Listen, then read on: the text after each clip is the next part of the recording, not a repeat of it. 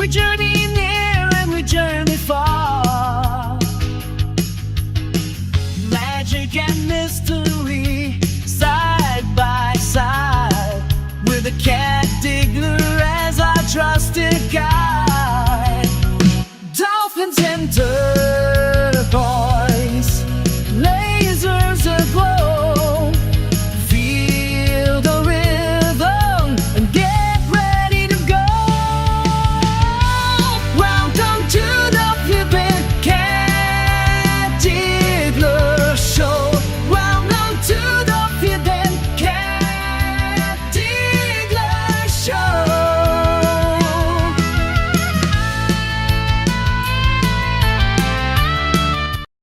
All right. That's enough of that shit. What do we think? I know I said I was going to stay out of internet drama, but after this morning, I really couldn't help myself, and I let my better nature get the worst of me.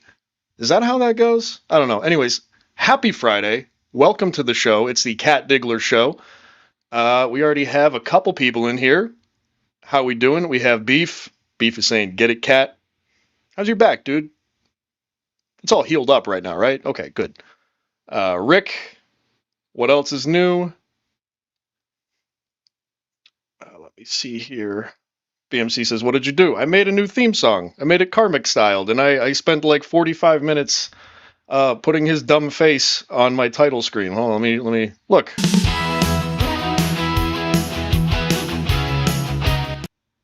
That's some solid effort, I think. I don't know. That was fascinating today. I've never seen anything like that. I mean, I've had rough nights before. Never been drinking straight out the bottle at 6 o'clock in the morning. And if you don't know what I'm talking about, if you're out there and you're like, what the hell is this guy talking about? I'm talking about a man named Karmic X, and there's a whole kit and caboodle of the story there. So go check that out. The people who know will enjoy all of that, hopefully. The people who don't know are going to be confused, but I'm kind of going for a new vibe. I'm going to incorporate more lasers and Lisa Frank folders from like 6th grade into my show. We have Ken here. Thanks for showing up, buddy. BMC, of course. Yeah, the guy is fascinating. And as much as I want to stay out of like covering other people, because I don't want to step in that muck, and I don't want to become the thing that I hate. Long Dogs is here. Hit the like button. Yeah, please smash that like button. I'm just trying to make a little bit of a name for myself and get some notoriety a little bit. But we have a really, really good Friday show for you today. The album of the day is Elvis Costello. My Aim is True. There's some really good songs on that. You have Allison. You have Watching the Detectives. You have Waiting on the End of the World. Great album. And since I can't play music on this show because of stupid ass YouTube, and the Ron and Fez show at its core is about music and about vibes, I'm trying to bring some culture to you guys. The book of the day is Stephen King, so it's not really exactly culture, but it's Stephen King and Peter Straub, Black House. It's a sequel to The Talisman. It's a really good story. It's like Dark Tower adjacent, if you know what I'm talking about. I would read it if you haven't read it. It's a lot. Rick says, can I gently tickle the like button with my 2 middle fingers? You could, if you wanted to. I don't know why I gave you that accent. I'm in a really good mood today. I'm like up. I am up today. Long Dog says, favorite song, Oliver's Army. Yeah, Elvis Costello rules. Like, he's one of those artists, or he's a musician's musician.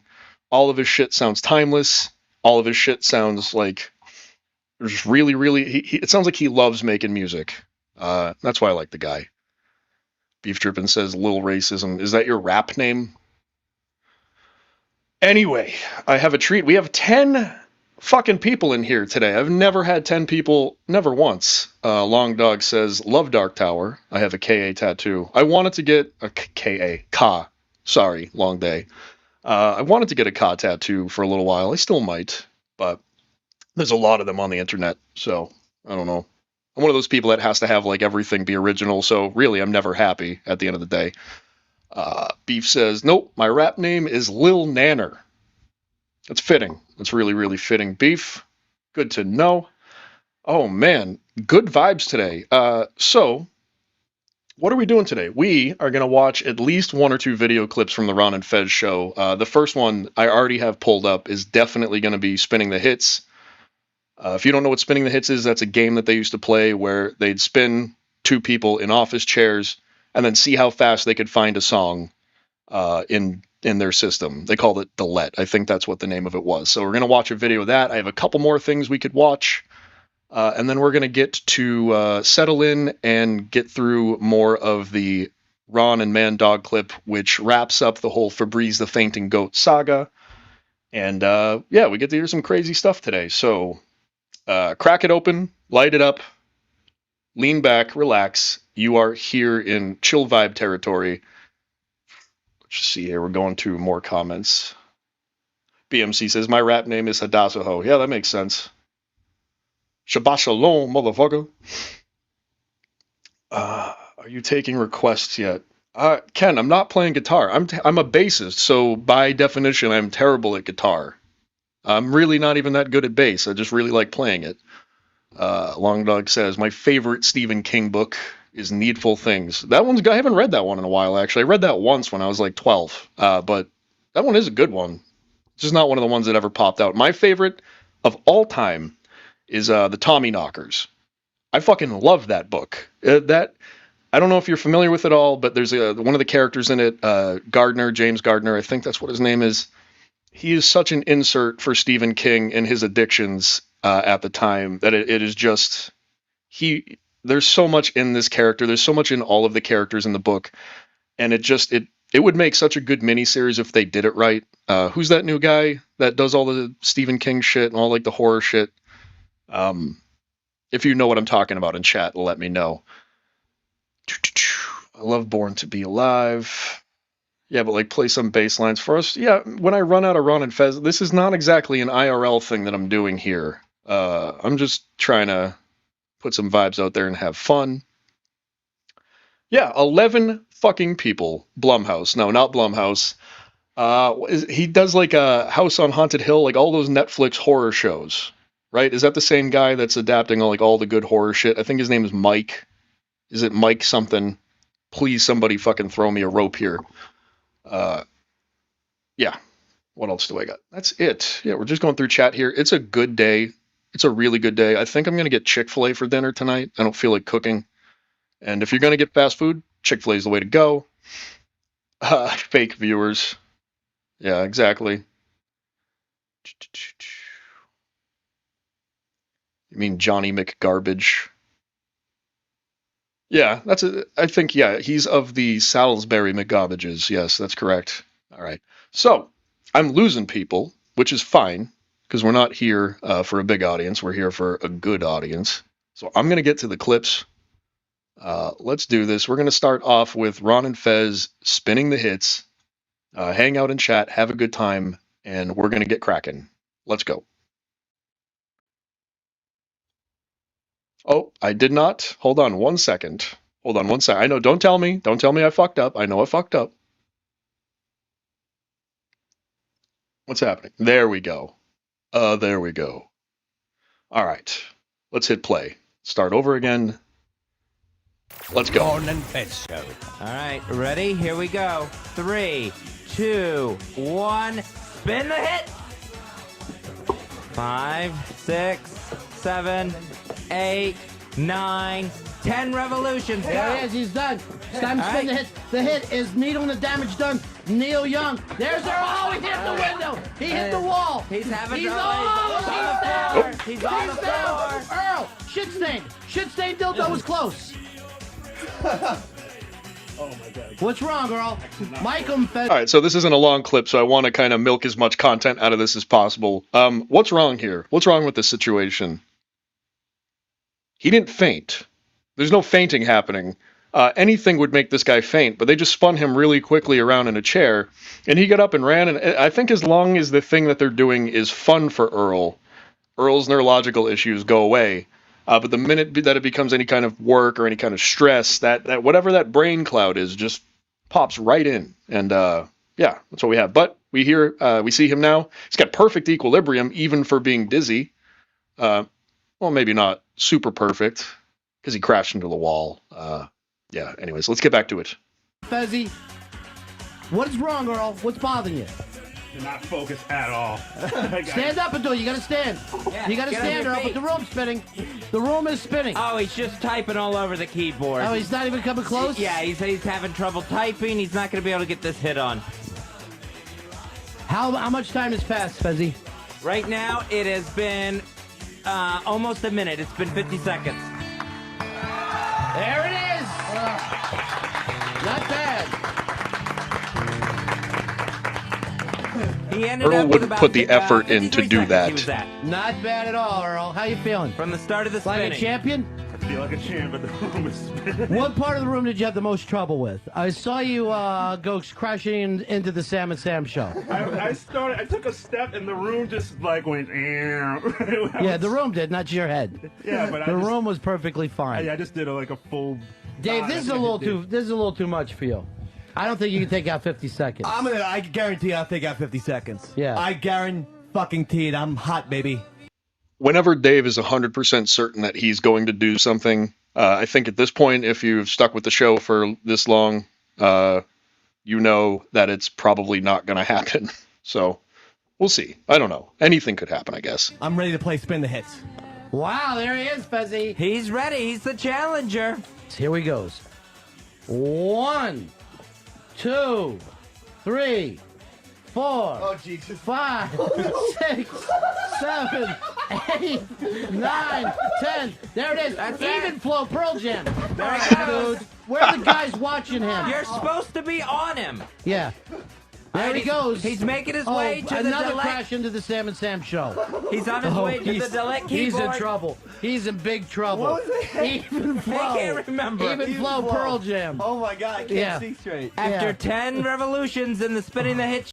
Just look at this genetic specimen right here. Look at that thick, full red hair, those piercing blue eyes, these mighty sequoia-like sideburns on his face. This guy, this is a real man right here. Karmic is a ginger that has a long way to go if he wants to be as manly as Eastside Dave McDonald.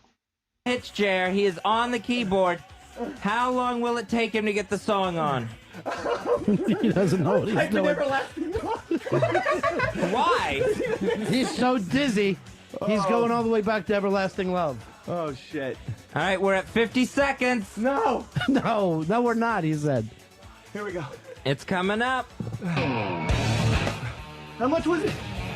It was actually you were at 59 seconds. Oh. Fuck. I'm surprised it was that short. When you're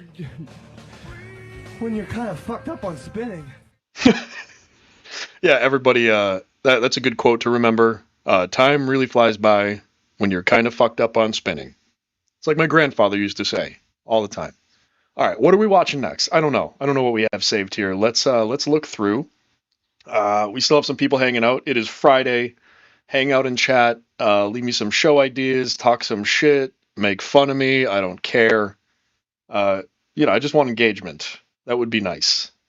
So, let's see what else we have here. We could try this. I haven't tested this one yet. It's probably kind of potato-ish quality. This is going to be Fez sings Harper. Actually, yeah, the video is in this, so we're going to pull this up and see what happens. Hold on. It's an ad. I'm sorry, guys. I'm going to skip it. There we go. All right. Myself any name, I'll use a pathetic. All right, to set this up a little bit, I don't know if they'll talk about it at all. I'm going into this cold with you guys. As you can imagine, entertainers are molded by at least halfway troubled childhoods, right? So Fez didn't exactly have the easiest time growing up. A lot of us have a hard time. It is what it is. Everyone has their own experience. But his parents used to fight. And in order to try to get them to not fight anymore, Fez would put on Harper Valley PTA and I will quote him, shake his little assy everywhere to try to make the house kind of, not as violent anymore. So we're going to watch that right now. I don't know how this is going to go, but I do appreciate you guys showing up. This is really, really cool. It's the weekend, so it's hard to be in a bad mood, and I hope that you all are in a good mood. Voice, look at me shake my ass. is too hack. Look at me, love me. I think we get the point. I think you painted the picture, Picasso. I'm just saying. I'm just saying. It's a beautiful story. Yes, mother and father, they would fight, and this is the only thing. As a middle child, I would run. Yeah, BMC says, I had a totally normal, well childhood. That's why I'm the well-adjusted adult you see before you. Yeah, exactly. I think none of us would be in this kind of section of the internet if we were well-adjusted individuals. So, I am, everything's a double-edged sword, right? I'm thankful. I'm always grateful. I try to always remain grateful. And all of my experiences led me to this point right now, watching this show with you guys. And that's pretty cool. I'll take it. For my GDC Riley record. And there was only one record. Oh yeah, that was it. That's all Genius C made. Actually, it was just one of those cylinders that Edison would put on the Sousagraph. All right, Fez, you ready to do your song? Yeah, I think I'm ready. Lance and Chuck, are we all set here? All right, busy.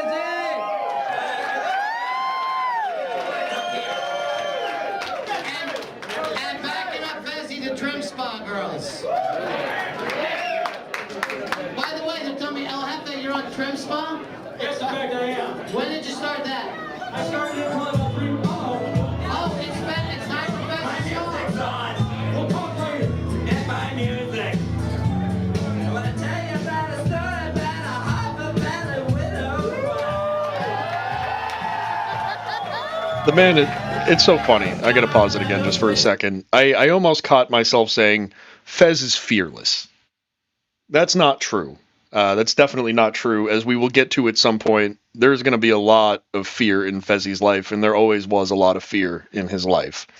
When I say that Fezzy was fearless, it does take a special kind of person to get on a stage and, like, on purpose make an ass out of yourself. He knows what he's doing. He knows that this is like a goof, and, everyone's on his side. Everyone wants him to do well, but this is still like a goofy ass thing he's doing.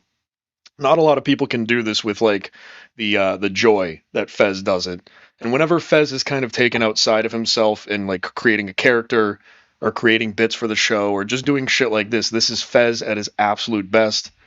And if he had just kept creating, if he had just stuck with the act of being an artist, because comedy, radio, like all of that is an art to some extent. Some people got it, some people don't. He stopped doing it. Excuse me, I'm so gassy today. I'm never going to burp into the microphone. If he had kept doing it, his brain would have been better. And, I don't know if he'd still be around, but we might have had a couple more years of really good radio with him. So, yeah, don't let your depression rule your entire life, I guess, is my kind of professional advice to everybody. I know, it's a hot take, but whatever. Let's get back to it. Attended Harper Valley Junior High.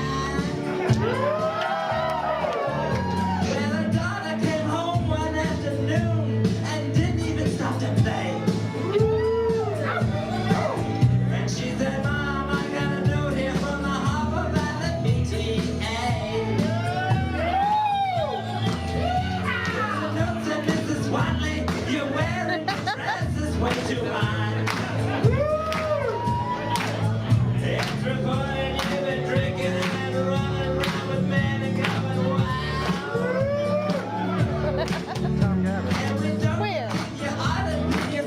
Oh my God.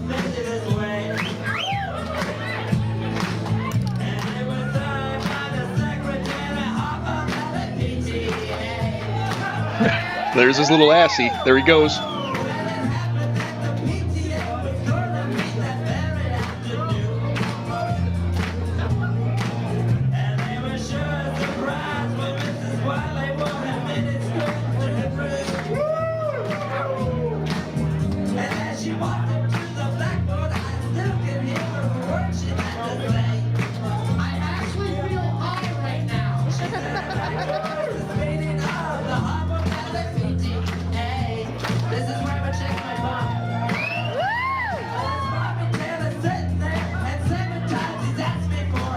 All right, this is like, this is 7.5 minutes, so I'm not sure about the rest of this one. you know, a little bit of a misfire. That's okay. That's Fez. Just having the time of his life. I love it. Let's see if we can find maybe another video before we get to... Oh, that's what I was going to ask you guys. If you guys would like to watch the time where Eastside Dave on Compound Media did a whole production of Star Wars for like $30, I would love to watch that with you guys. It would be a fun watch along. So let me know if that's something that you guys would want to do. It's mostly going to try to be Ron and Fez stuff, but I understand what world I'm in now, and I know that video is important. So I'm trying to find as much kind of like in the world of Ron and Fez video that I can find. So anything with Eastside Dave, I think I'm going to open myself up to. The Shorty Awards. We could watch that real quick. I think that'd be a good idea. So Eastside Dave was nominated for a Twitter award back when Twitter was Twitter. And he didn't get it. It went to somebody else, and he made an absolute ass of himself at the award ceremony. So this would probably be a little bit more entertaining than the Harper Valley PTA video. But this is a learning process. You're here with me. We're all learning together. We're laughing. It's good shit.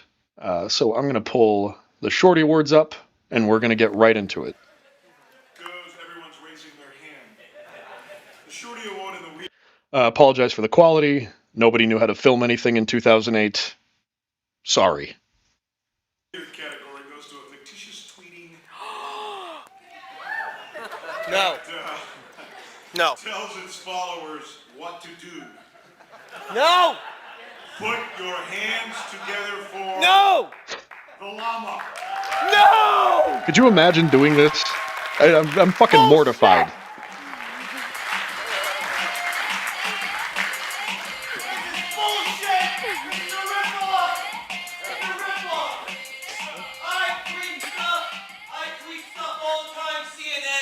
I tweet things for the Ron and Fez show. Ron Fez 11 to 3. I tweet things. I tweet. Ow! That's weird. The llama. That's weird. I'm gonna drink your water, CNN. I'm gonna ruin your microphone.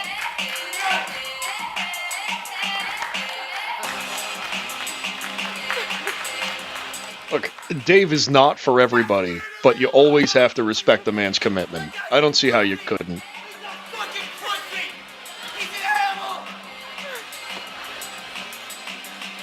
Accepting on the llama's behalf.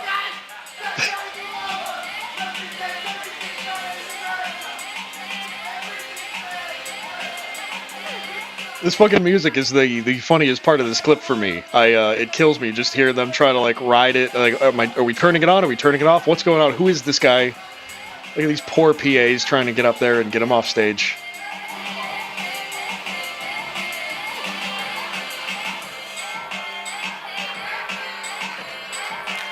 I'm gonna drink your water, CNN.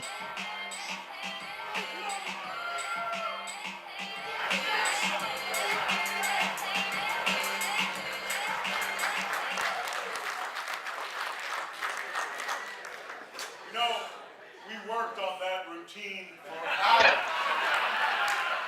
I had no idea it would go as well as it did. Always gotta give that guy credit, whoever the hell that guy is. He really went with it. He really rolled with it. You know, a lesser man would have fucking probably lost his mind or, you know, didn't know how to handle that. But this guy, he's doing pretty good. Okay. All right.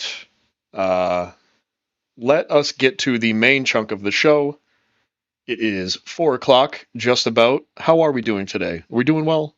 Let me know how you're doing in chat. If you're still here, drop a dolphin in chat. Drop a dolphin emoji if you're still here.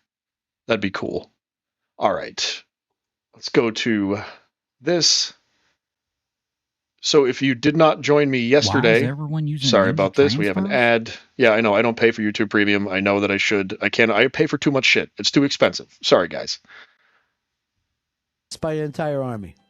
All right. So if you didn't join me yesterday, we are at the part where and BMC is loading up the chat with a bunch of eggplants. I'll take it.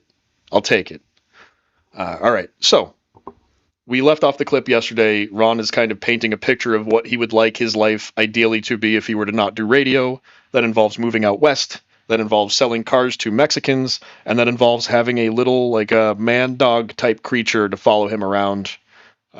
He basically already had that in Fez. Fez is going to be his man-dog. But we're about 40 minutes into this. He is kind of just weaving a lovely kind of blanket of imagery here. And we're really going to get through a good chunk of this today. So without further ado, let's go. David, you're on Fez. Hey, Ronnie, sorry to hear about all the situations going on here. But when things are looking down and life giving you a bowl of shit soup, just remember one thing. You're not gay. Yeah, it could always be worse. It could always be worse. I appreciate the sense that people want to help me start over. And I'll tell you something else. I don't have a problem with restarts. I enjoy them. I like the idea. New place, new gig, new friends, maybe even a new name. Maybe what I do, I get out on the road for a while. I meet a guy who seems like he's doing well. He's successful. He's had a good pass. I kill him, take all his ID, and start living that life. Maybe that's what I need to do. Find myself as a brain surgeon somewhere in the Pacific Northwest. A brain surgeon that seems like he's had a lot of failures. So just running through a bad patch. You hear a brain surgeon going like this. Wow, there's a lot of gunk in here, huh? Do you want to finish this up for me? I'm not feeling well. And plus I have to make a phone call. Let me just watch you for a while, because I'm forgetting a lot of the brain-cutting stuff that I used to do so much back east. Just look over there, and I've opened up the skull, and I see the brain. I just try to put a bunch of push pins in there. I think everything's going to be all right.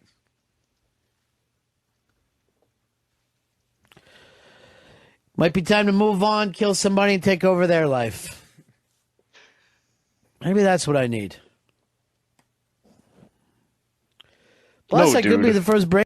No, I was joking. Beef is saying, wait, what? Jeremy hit you up? And I'm assuming that he's talking about this other YouTube guy called The Quartering, who just hired another YouTube lady called Chrissy Mayer. So in the Discord, I said, is this a weird time to tell everybody that I got an offer from the guy? I'm just joking. I'm just kidding. Sorry for trying to be funny. It really usually doesn't go all that well. Yeah. All right, let's get back to it.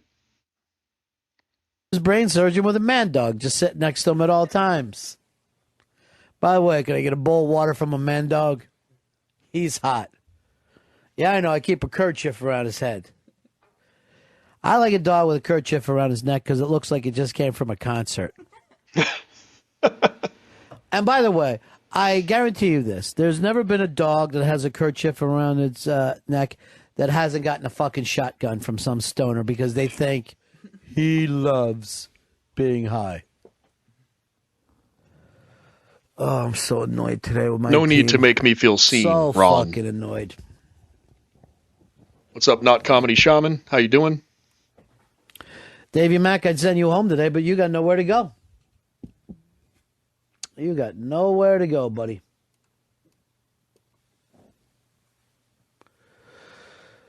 Here's, let me go to John. John, you're on Fez. Yeah, Shaman, this is probably top 5 Ron and Fez clips for me of all time. It's got so much going on in it. There's so many show threads that are kind of weaving through it, and they're all good. And honest to God, just Ron on his own. If he's not going to be kind of going solo this whole time, right? He's going to allow people to talk at some point soon. But right now, he's kind of letting everyone in that studio know, y'all fucked up. Y'all fucked up. So that's where we're at right now. Thank you so much for popping in here, guys. I appreciate it. I'm always going to thank you guys every 5 minutes because I think it's super fucking cool that anybody would watch me do this at all. Seriously. I'm like a babe in the woods with this shit. There's still wonder in my eyes. So, really, really appreciate it. Please like, please subscribe. Follow at Cat Diggler on on X or Twitter, whatever the fuck it's called. And happy Friday. Hey, Ronnie, I would always say that you could look for a nice coaching gig with the Jets, but might just be as much conflict. You ever think about representing Crazed? Let me tell you something right now. If I was the coach in the National Football League, there'd be no punting on my team. We go for it. There's no extra, no kickers at all, because there's two things we do. We go for two, and we onside kick. I'm talking about the most aggressive team in the history of sports. They refuse to put a fucking foot on the ball. They couldn't even call football on my team. It would just be ball. Yeah, I'm sure there'd be Fucking a couple Ron. of bad starts for us. We might get off to 1-15, 2-14, but we're gonna fucking beat Detroit. Something else? There's gonna be constant laddering.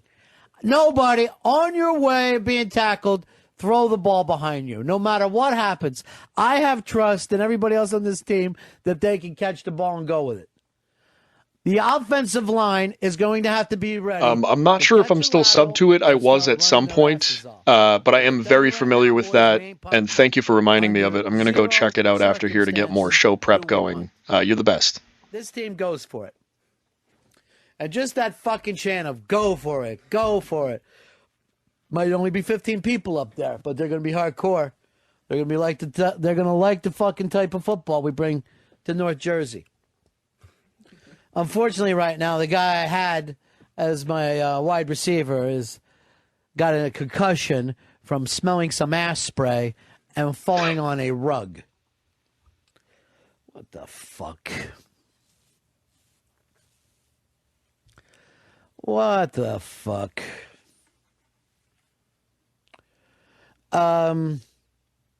Here's it's the Daily Leader. Hey, Leader. Yeah, that guy's like the Plaxico Burress, fucking up the whole team. What are you going to do? You know, basically, Earl is in sweatpants with a fucking handgun down his balls. And he fucking lets down everybody who considers him a friend. What are you going to do? Ron, I got this great new idea. I was just thinking about it. You got a silent partner. How about you start doing magic? It's a totally original idea. I think it'll work out great. Maybe we could do it at just like knockoff comedy clubs that aren't in the A or even B list. Because personally, my biggest problem with magic, and I know a lot of people like to go to magic shows, I don't like the constant lying. I don't like the fucking fact that everything you say to us is a lie. That no one has disappeared. You didn't turn fucking water into flowers. There's no fucking animals that just go from being a handkerchief into either being a bunny or a dove. You're a fucking liar. And in every other job, that would be a hindrance. And in magic, it's a good thing. If honesty meant anything in this country, we'd shoot every goddamn magician to death. They can't be trusted. Walker, you're... I agree with him as far as shooting every magician to death thing, but that's really only because of the cloaks. It's not my scene. Run a Fez. Hey, Ronnie, I'm just curious. Do you think that Earl slipped and fell on some cum that fell out of Fez's ass? I'm not going to listen to anybody talk about my man dog that way. Not going to do it. Here's Tony. Tony, you're on the Ron and Fez show. Hey, Ronnie, why don't you just come down here with me? I moved out of New York down here to Asheville. It's beautiful down here. You can walk your man dog all over the place. Beautiful colors, weather. Come on down here, and we can open up a comic book store together. What kind of work you doing down there in Asheville? Jerking off. Yeah, just fucking around, huh? Well, yeah, but hey. The beauty of some of these places, that is, if you show up there with $800-900, you can live for a couple years. They're like, oh, it's the guy with New York. He's fucking loaded. Oh, it's insane. I feel like and there's a lot of evidence that's recorded and on air to like back this up. But I feel like that if Ron were to move to some southwestern town within a week and a half, he would be mayor. He'd be running the shit, and it would be called fucking Benningtonville. It's just my opinion. And he wouldn't even have to use force to do it. He's just the guy's. He just talked about how much he doesn't like magic. I believe the man is magic. It's just insane.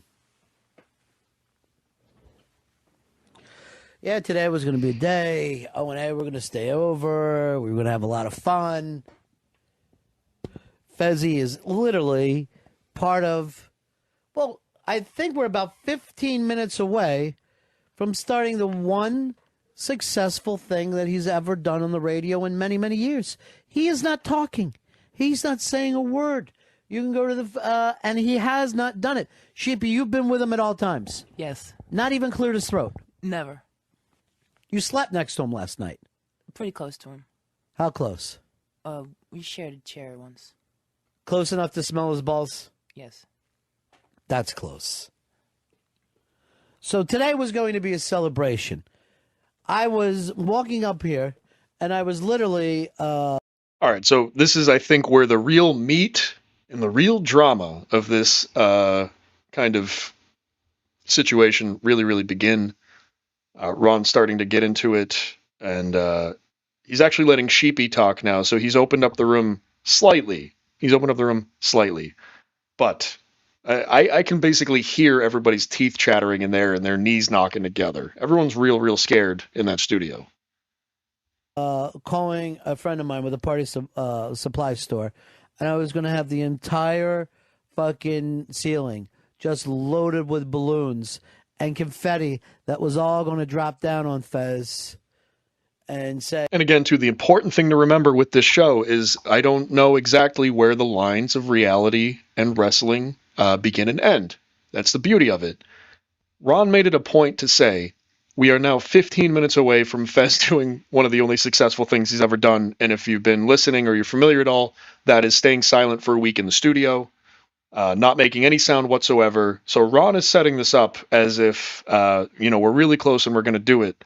But that leads me to question whether or not he's setting that up because he knows that he can push Earl into pissing Fez off to the point where Fez will talk. I don't quite know if Fez ultimately kind of loses on purpose or if Fez really, really is pissed off by Earl. As always with this show, I think the truth is exactly in the middle. I think the reality of this show is created from like reality and I don't know, reality and unreality come together, smash, blah, blah, blah. I'm rambling. I might be having a stroke right now. I've lost the plot entirely. So we're just going to get back to the clip. Say, you've done it. This is the successful gig that you've been looking for. You're a man who figured out how to be totally quiet on the radio. And you're getting paid for it. I mean, you talk about stealing money. I know GVAC calls me the bandit, but fucking Fez, at that point, has got to be smoky. Here is... let me head on over here to John. John, you're on the Ron Fez show. Hey, what up, Ronnie? Yeah. I feel for you, man. I got a perfect job for you, though. Come over here to Illinois. All you got to do is drive a truck one day a week from Chicago to St. Louis. 50 large. You can take your man dog with you. Yeah, but what am I fucking dropping off, brother? Nah, no questions of what's in the truck. That's why I need a new driver. He got a little curious. Yeah, see, I know very much what it's like not to look in the gym bag. I'm very fucking familiar with that fucking position. And I always got to take a gander. I'd have to go in the back of that truck and take a look inside. Well, here is the People's Choice Award winner, Mr. Jay Moore. Hello, Jay. Hi, everybody. Congratulations, my friend. Thank you, Ronnie B. Hi, Fez. He won't talk to you, Jay. He's running silent. Hi, Fez. As I've stated before, Jay Moore would often call into the show and miss the point entirely of what the show was. I think he thought it was just another version of the O&A show. Big A is Fez's replacement. So he's just kind of doing like his same Jay Moore performances of like, ooh, listen to my Al Pacino impression, right? Listen to whatever. Not a big fan of Jay Moore calling in on the phone, but only because he just sounds super clueless when it comes to the people that he's talking to. No advertising except for, like the newspaper. It was pretty. It was really exciting, Ronnie. Like I thought I was going to be a mutt up there in the woods of Connecticut. Right. And I walked down into this beautiful theater. I got a funny anecdote I'd like to share with you. Go ahead. I was practicing David Caruso on stage during the sound check. Uh-huh. And I queued up that Who song at the beginning of CSI Miami. Basically, I'm just turning it into a boat act. Right. So.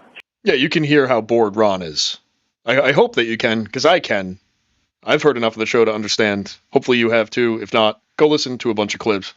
You can tell Ron is super, super bored by this. And, on a few different occasions, Ron himself has pointed out, basically, why the fuck does Jay call the show? I don't get it. So, let's go over to the chat here. Do we know if Fez was in the studio? I always suspected he was on vacation during this bit. Look, I think he actually was in the studio, but only because of the entire rest of their weird fucking show and their weird career and like everything that Fez had kind of already committed to. Fez dressing up like a baby, Fez dressing up like Hitler, Fez shaking his ass on stage. Just Fez was not shy from actually committing to a bit. So I like to think that he was actually in the studio, especially because they did do, they had like a night show, I guess. They made like a whole thing out of it. So if Fez was just on vacation, I'm not sure if they would have gone to all of that kind of like pomp and circumstance. I think they just would have kept it, yeah, he's silent. But I don't know. I wasn't there. What do you think, Rick? Let me know. You did just let me know. You always suspected he was on vacation during this bit. I really just need more audience engagement, so pardon me. I'm a fucking goon-brained fellow. Let's get back to it. The wait staff comes in and they're all like, getting their assignments in this giant theater. And I'm going, well, Frank, that's what happens when the driven get taken for a ride.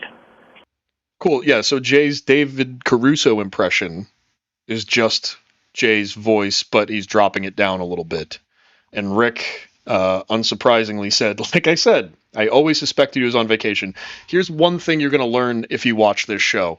Shit comes out of my mouth quite often. I often speak without thinking, and I am not afraid to get up in front of everybody and let everybody know that I am not perfect. So yeah, sound like a complete moron just there, but it's fine. You suspect he was on vacation. I don't. And that's where we're at right now. Thank you. Thank you for showing up, guys. Let's get back to it. It is a little past, it's 15 minutes past the hour here. We're going to get back to it. And I'm just doing different David Caruso-isms. And this waiter from like literally the 40th row goes, hey, Jay, don't forget to look at the floor and like look off to the side like that fucking cocksucker does when you do the impression. I'm like, all right, how should I do walking?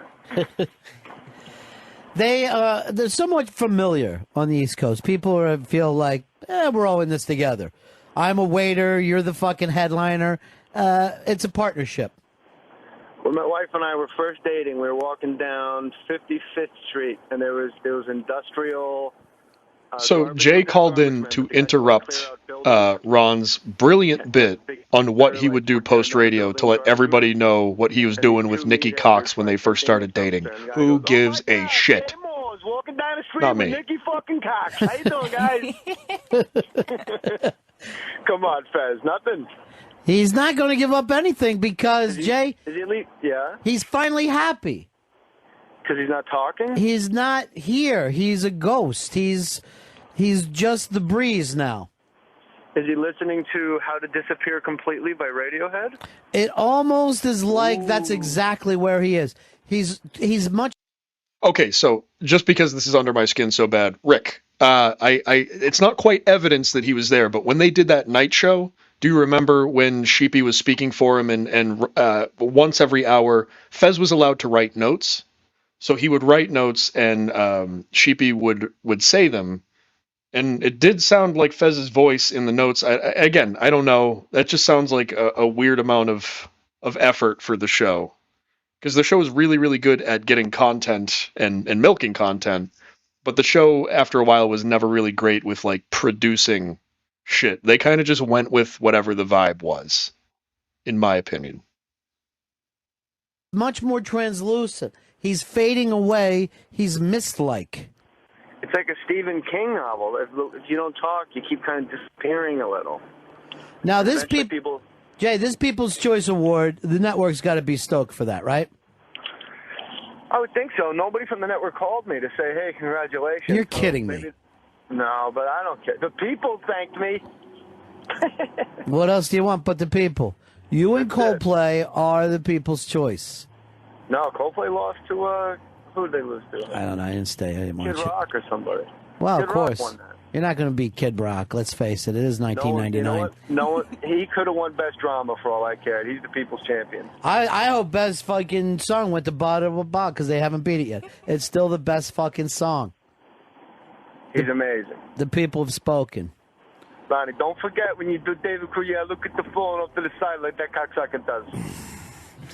Actually, Jesus I mixed up my Christ. accent. Look at this. Jay, you know who Jay Moore is? I'll tell you who Jay Moore is. Jay Moore is that kid that you meet in you're with your friend group, and he's a friend of a friend. That's being brought into the group. You guys are all meeting for there's an excuse for this guy to come. You heard he's really, really funny. You heard he he does really, really good impressions, and he's really, really fun to be around. So like the first time you hang around him, he's doing his impressions, he's shucking and jiving. Look at me. Everyone's laughing. Everyone's having a good time. Second time you hang out with him, same thing. By the fifth time you hang out with this person, you realize that all they have is their fucking Al Pacino and Christopher Walken impression and nothing else. And then they go so quickly from somebody that you thought was really, really cool to somebody that you just want to see kind of tossed into a wood chipper casually. That's who Jay Moore is to me. That's kind of why he gets under my skin a little bit. And God, I just wish he would get off the phone. I can't deal. Jay Moore walking down the street with Nikki fucking Cox. How you doing, guys? He's got like a hazmat mask on and like big gloves. He's got like sheetrock dust all over the fucking street. Oh my God, Jay Moore's walking down the street with Nikki fucking Cox. How you doing, guys? You know, when I first got to New York, I walked into the fucking drugstore and Spike Lee was there walking up at the same time. And I'm like, Jesus Christ, I live in, there's Spike Lee. And the guy says to him, there's a line here, Spike. Just fucking acting like he's a guy from the neighborhood. Like Spike in real nice movies, but stand behind me. All right, Jay. I wanted to thank all the people on RonFez.net that voted. You guys really, they really rallied. All the people on RonFez.net. Forget it. It's all, that's the people cross. You bring happiness to people, not only in this country, but all over the world. And don't listen to fucking ham and eggers like Sheepy, who decide to run you down for not mentioning Blowhard from the podium. We're all proud of you, Jay. We're all proud of you. They just turn off the mic too quick. I know. You were just about to say thanks to Blowhard as the fucking music came up. Music came up, they played me off, and I'm like, Ronnie B. Oh, too bad. Too bad. You were right after Jim Rome and Kevin and Bean. Sure. Why? I know in the biggest night of your life, what you want to start thinking about is radio friends. Ron, I can assure you that was not the biggest night of my life. Oh, yeah, that's right. And the other thing, too, is Jay will stay on the phone until they rip the fucking cord out of the wall. They try to get rid of him like 3 times already, and he will just hang on the line. Just say goodbye to him, Fez. Fez, last time I was on the phone with you, you were crying about a secret and a trip, and you had a hose in your butt in the front yard. And By the way, Jay. what was the secret? He shared nothing down south. Nothing. Wow, Fez. Remember what Harvey Milk said, everybody who isn't helping is hurting. Hey, Tappy. I Listen, forget. this is John Ferguson Cox Moore. I'm talking to you, Fez. Yeah, what is that about? Why did you take your chick's name on, Jay? Well, she took my name on. We just have the same names now. But what's the necessity of that? People are under the impression it's like she did not take my name and I took her name. Yeah. But she's Nicole Avery Cox Moore, and I'm John Ferguson Cox Moore. I guess the thing is that it's weirding people out more that you took the chick's name. Didn't John Lennon do that? Yeah. So what a homo. Yeah. So you ripped off a dead. All right, look, I can't take this fucking guy. First of all, he's not even still married to this woman. So any guy that's going to do that and hyphenate their own name, really? We're doing that? That's so fucking weird. And if you're going to do that, at least stay married to the person, for Christ's sakes. I don't know. I can't believe he's still on the phone. This is crazy. What a homo. Yeah. Oh, yeah, that was the other thing. John, he's trying to say, John Lennon's cool. And this, I don't know, this might cause some problems. John Lennon was a piece of shit. Fucking don't like John Lennon. Of all the Beatles, John Lennon was the worst one. He was abusive. He was terrible. His songs aren't that good. They all sound the same. And Jay Moore's trying to be like, yeah, John Lennon's a cool guy. No, he's not. I'm tired of that narrative. I'm here to smash it. Don't like John Lennon. A George Harrison guy, actually. Love George. Let's get back to it. So you ripped off a dead Brit. Hey, Fez. Just answer him, Fezzy. Fez. You know, this is going to do wonders for our relationship, Fez. This is great. She writes that Harvey Dent. Fucking What does he ballbuster. win if he wins the bet? Nothing. You're not going to get anything from me. It's a fucking crooked game with Ronnie B. I don't know why anybody doesn't catch on to that. All right. God bless you guys. Thanks so much. Yeah, and since I'm fired up now, let me just make it perfectly clear to anybody that might be a baby boomer listener, and I'm not saying that pejoratively. I'm just saying, if you're of an older generation and you're a John Lennon fan, I'm here to let you know that he is not fucking good. I am sorry. I'm sorry that you've been fed that lie your whole life. The reason that he was so kind of famous and in the media was because he was so fucking untalented. So he had to find Yoko Ono. He had to do a bet-in. He had to do all this annoying shit all the time to get his name and face out there because all of his songs were same-sounding garbage. I don't like John Lennon. I'm not sure if that's clear. But we're not doing a John Lennon show right now. We're doing a Ron and Fez show right now. So, I'll get back to that. And I'm gonna drop the Lennon thing.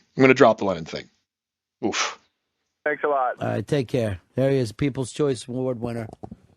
I'm right now considered, when people get together and they go, who's our choice? Jay Moore. Jay Moore is their choice of all the people in the United States. They voted. Here's the two things they picked. Jay Moore, Barack Obama. That's the two choices they made this year. The other choice they made was the Whopper over the Big Mac, and that was people that never ate before. They went to starving people and said, what tastes better to you? Now, people have never had a fucking hamburger, and you're going to give them a Whopper and a Big Mac? Imagine the shits that took place in these third world communities. They must have felt like they were gut shot. Here's Bob. Bob, you're on the Ron and Fez show. Hey, Ronnie B. Yeah. You get tired of radio Kansas City Chiefs need a new general manager. They got rid of Carl Peterson, and you could probably bring Mad Dog with you. You know, they don't have mascots. Listen to this fucking guy. He sounds great. Oh, man, I wonder what his deal is. Hey, he's never done meth before in his life. Holy fuck. Ah. Bob, here's the problem. I wanted something I can succeed at. Right now, the only job I really like that I've been offered is fucking selling cars to Mexicans and Indians out in New Mexico. Rick, it's a fucking joy and a privilege to see you in my chat. Thank you. Ben, you're on the Ron and Fez show. Hey, Ronnie B. Listen. All right, I'm feeling for you. I'm going to say this. You sound like $1 million. All right, first off. Second off, I'm going to try to make a sell to you. Green Bay, Wisconsin. All right? At first, it sounds ridiculous, but listen, this is what we got. Polish sausage, All right? It's a huge football town. We got the Green Bay Packers. Friday fish fries. Are you kidding me? Who's got that? I can't live that far away from black people. I gotta have I gotta be able to complain at all times. I have to be able to say, I can't just be a constant on the Lily White thing. Speaking of Lily, she's picked the angle. Go up there in the Great Lakes. Just bang around up there in the Great Lakes. Lily is not only co-hosting a big radio show up there in Rochester with Brother Weeze, but also on the weekends she's working the docks. So that's the life for me. All these ships come up and Lily's out there standing in line with the other men, and somebody gets picked, and you're out there with a hook, and you're just bringing bales off the dock, and it's a good romantic time. And I think she's doing a little boxing, too. You should have looked out for me, Brother Weeze. You should have looked out for me. Not my night. You were my Brother Weeze. You were my Brother Weeze. You should have looked out for me. I'm not super familiar with the Brother Weeze show. If anybody was, I'd love to hear about it or love to know about it if there's any kind of bits worth going through. I know that Lily from the Ron and Fed show ended up working with Brother Weeze. I'm not from New York. I'm only familiar with some New York radio because of these guys. But if there's some good shit on there to check out, I would love to. I ultimately want to find a bunch of like old cool radio stuff because I'm a radio guy, and we'll go through it. That'd be cool. We could do that. Yeah, so any Brother Weeze fans out there, let me know in chat or in Discord, whatever. Thank you. I don't think anyone got that joke, but it was actually to put that together as an improv, and it turns out to be not my brother. You were my Brother Weeze, not my night. I wish Jay was still here to have him use that the next time he goes to Foxwoods. I like Jay says, no advertising at all except for the paper. That's fucking advertising, Jay. That's what advertising is. Here's my good friend Redding. Redding, how are you, pal? I'm doing good, buddy. How you doing? Good. Good. So no matter what you do, I know you're going to be gangbusters, whatever you do. But I just want to let you know that you've always got a home in the City of Champions.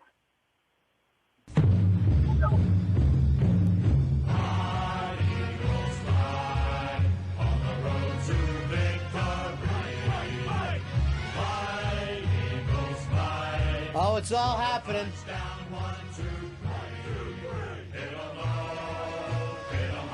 Philadelphia, of course, just on a rampage. They won the big Arena Bowl with the Philadelphia Soul, World Series with the Philadelphia Phillies, and now Philadelphia is a fucking great city. I went there one time, so I can't say that I repeat visitor. But when I was there, we did so much, and I had such a nice time. We stayed at the Lowe's Hotel. I'm not sure if it's still there. It probably still is. Really, really nice. There's a great restaurant there. We went to the Mutter Museum. The Mutter Museum is fucking crazy. It's like a medical oddity museum where they just have like a bunch of like two-headed fetuses in jars. There's somebody that was buried on a hillside and their body became a giant lump of like soap. That's crazy. But yeah, the whole thing is just body parts in jars from like 1872. It is one of the most metal fucking gothy places that I've ever been into. I would definitely recommend going to Philadelphia, man. I fucking love it there. It's a really nice city. And I'm not a city guy. I'm a woods guy. But the reason that I like Philly is the same reason that I like Boston. It's clean, mostly. And it's not too big. There's a lot of good shit to see, and I'm comfortable with it. So it is what it is. But I would definitely, if you've never been to Philadelphia, please fucking find a reason to go. Don't listen to people. There's a bunch of white people going to be like, oh, you shouldn't. It's dangerous. Everywhere's fucking dangerous, right? Everywhere's dangerous. If you don't fuck with people, they generally won't fuck with you. That's been my experience. Generally. So go check it out. Beef says he's back. Thank you for being two of my viewers. I appreciate it.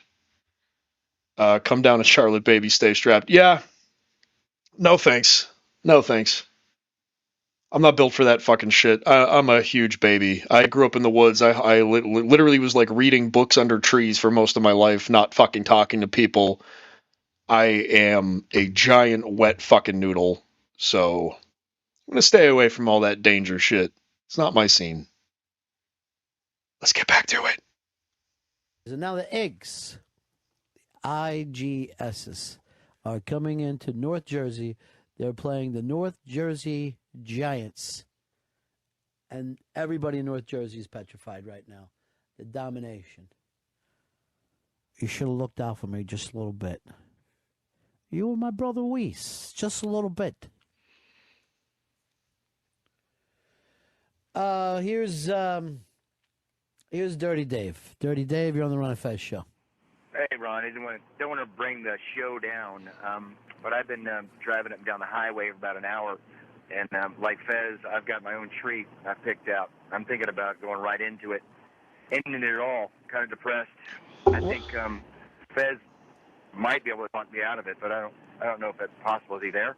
Here's I'll give some people some backstory on this. Fez says at one time in his life he was so Oh, dude, where did I stay? I was staying. I went to Georgia in college once with my girlfriend at the time. Her sister lived there, like 20 minutes outside of Atlanta, in one of like those really really nice suburbs in a really really nice cul-de-sac.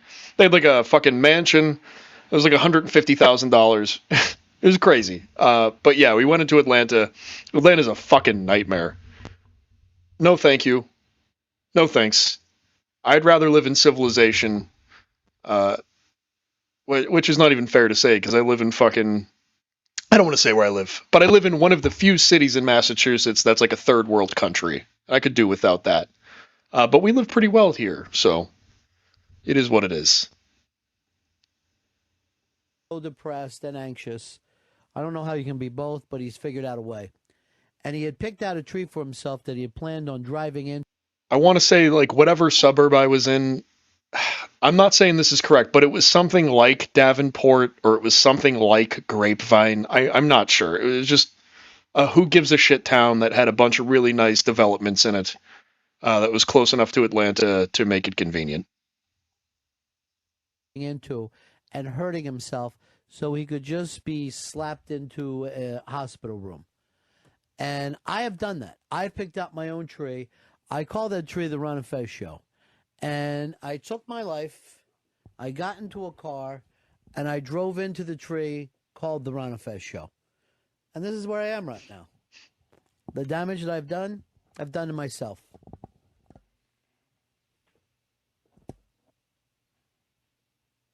I've done it to myself. Of course I got nobody for my back. I didn't go around and pick people to do that. Of course I got nobody who cares.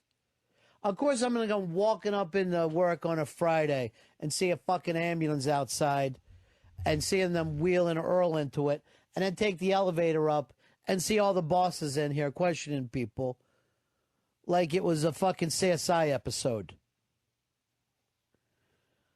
And there's just fucking bejeebie tape down on the fucking floor where apparently he went down and rolled his fucking eyes back. Of course. Has anybody from our team fucking went over there to sit with Earl? No. That would be watching our own backs. That'd be watching Ronnie B's backs. We don't need to do that. Steve, you're on Ron and Fez. What up, Ronnie B? What you got for me, my man? I will offer you my lead manager job at my tanning salon here in Arizona. How's that feel? We got pretty girls all day. And what would I be doing there? Getting people tanned? You'd be my manager at the tanning salon. You do whatever you want. I'll be like this. Lotion on the back. Look, could you imagine working at a tanning salon in Arizona? Why are you going to a tanning salon in the fucking first place? You're already in Arizona. It's sunny there, right? It's not the UK. What? What are you doing? And it's not hot girls going in there. It's fucking leather bags going in there. This guy's crazy. Sir, what kind of tan would you like? Would you like a deep dark tan? Please laying here. By the way, put these goggles on. You're going to need those. Get in your underwear and climb right in this tanning. We'll come in and get you after 20 minutes. I could do it. I could do this. The Tan Man, Ronnie B. And I'd be in there all the time. And wherever I'm going out there, people are going like this. Hey, Ronnie B, nice tan. You're looking like chocolate, my brother. You're looking like chocolate. What is it about white people? They despise black people, but can't wait to get browner. Hate Mexicans, love to get brown. Maybe the idea is to have some kind of lightning place for black people that they could go in the summer, so that as white people are getting darker, black people get lighter, and we meet somehow in some futuristic one-tone place. Because this fucking Tommy Toon-Tone thing that we're doing right now, we can't go on like this. Here's my good friend Paulo. How are you, Paul? Hi, Ron. How you doing? Good. Hi, Fez. How you doing? Hey, Fez can only write to you. Here's our boy Paulo. As we all know, Paulo is their movie reviewer who never actually reviewed any movies. I'm pretty sure all he did was read the blurbs from other people's movie reviews and pass them off on his own. I've said this before, I'll say it again. I'm not sure the man's ever seen an actual movie in his life. But that's who he is. They kept him around because his wife is insane and would yell at him in the background. Yeah. Fucking what the hell? Look, all I call is just to support you. I wish you had some people out there who could do some shit without getting into trouble. I don't know. Paul, how many times did you go to the fucking hospital on me? Never. Yes, you did. They fucking put you in that time that you got drunk and rubbed shit all over the fucking building, and then the cops, they did one of those... Okay, but I didn't ask to go. Right, but they grabbed you, and they decided you were clinically insane. Yeah, but I never... And then remember the time I kicked you in the balls and your balls got big? Yeah, but okay, I didn't go that time, did I? Yeah, you did. You had to... you actually went in the hospital and stayed for a couple days, I think. All right. I remember the time I threw up in the limo. That was a big deal. And then I had to go in for a day. And there's a few other times. But, I mean, in the old days, did anybody ever used to give us a hard time? Oh, no, they didn't. But what are you getting, IMs? Hey, I hear you on the radio. Oh, Paul, I hear you on the radio. Paul, Razzie Awards are when? Razzie Awards, everything comes... the important thing is this weekend is the Golden Globes. They are. The Golden Globes are this weekend. Right. I didn't know that. The Golden Globes are this weekend. And, you know, look, let's face it. I'm kind of... Today is that day when everything's gone to shit, and my... You know, I'm trying to... Because I wanted to change my life and make a movie and, become... Now I'm trying to hang on to the dream of just caring about movies again. Paulo. Yeah. Would you like to come work in the tanning industry with me? Yes. Okay, great. All right, I got a new girlfriend. I gotta take the call. All right. This is my new girlfriend. All right. Bye. Bye. Boy, he's constantly pussy whipped. He is pussy whipped by insanos. You know what I'm thinking about doing, too? This is a business I've had my mind on for a while, is, you know how women like stuffed animals? I'm thinking stuffed man dogs. It looks like a man. It looks like... Because women like to sleep with a stuffed animal. It makes them feel comfortable. It makes them feel nice. Give them a stuffed man dog. And it's to the best of a stuffed animal and the best of a dog.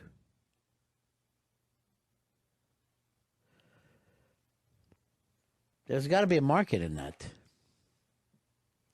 There's got to be a market. Paul's called back already.